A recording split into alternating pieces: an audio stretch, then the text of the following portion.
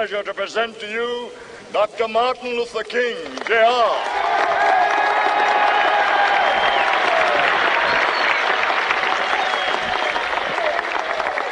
I am happy to join with you today in what will go down in history as the greatest demonstration for freedom in the history of our nation.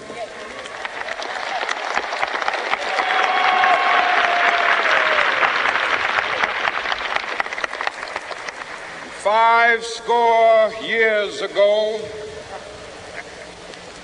a great American in whose symbolic shadow we stand today signed the Emancipation Proclamation. This momentous decree came as a great beacon light of hope to millions of Negro slaves who had been seared in the flames of withering injustice. It came as a joyous daybreak to end the long night of their captivity. But 100 years later, the Negro still is not free. 100 years later, the life of the Negro is still sadly crippled by the manacles of segregation and the chains of discrimination. 100 years later, the Negro lives on a lonely island of poverty. I have a dream that one day this nation will rise up and live out the true meaning of its creed. We hold these truths to be self-evident, that all men are created equal.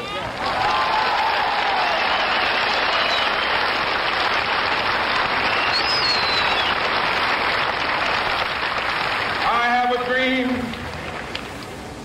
that one day on the red hills of Georgia, sons of former slaves and the sons of former slave owners will they be able to sit down together at the table of brotherhood.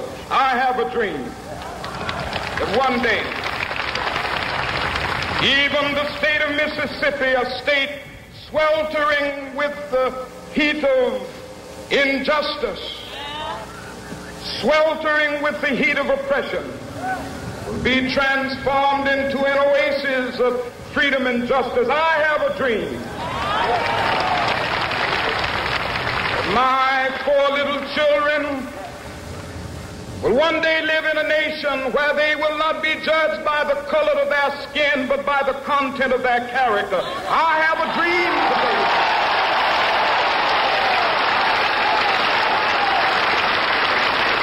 I have a dream that one day, down in Alabama, with its vicious racists, with its governor having his lips dripping with the words of interposition and nullification.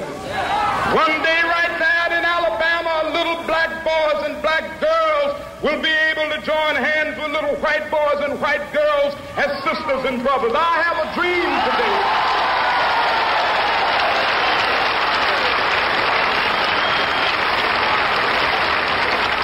I have a dream that one day every valley shall be exalted, and every hill and mountain shall be made low. The rough places will be made plain, and the crooked places will be made straight, and the glory of the Lord shall be revealed, and all flesh shall see it together.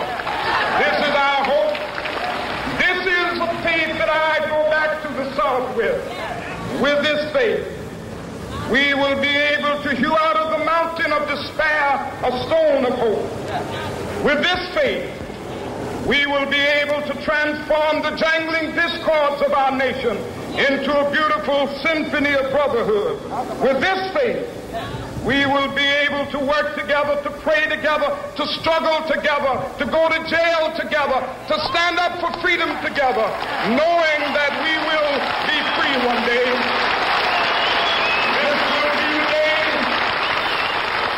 This will be the day when all of God's children will be able to sing with new meaning, my country, 'tis of thee.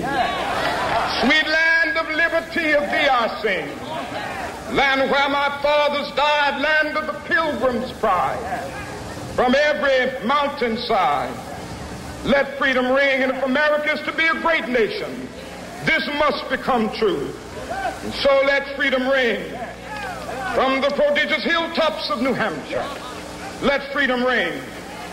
From the mighty mountains of New York, let freedom ring. From the heightening Alleghenies of Pennsylvania, let freedom ring. From the snow-capped Rockies of Colorado, let freedom ring. From the curvaceous slopes of California. But not only that, let freedom ring from Stone Mountain of Georgia.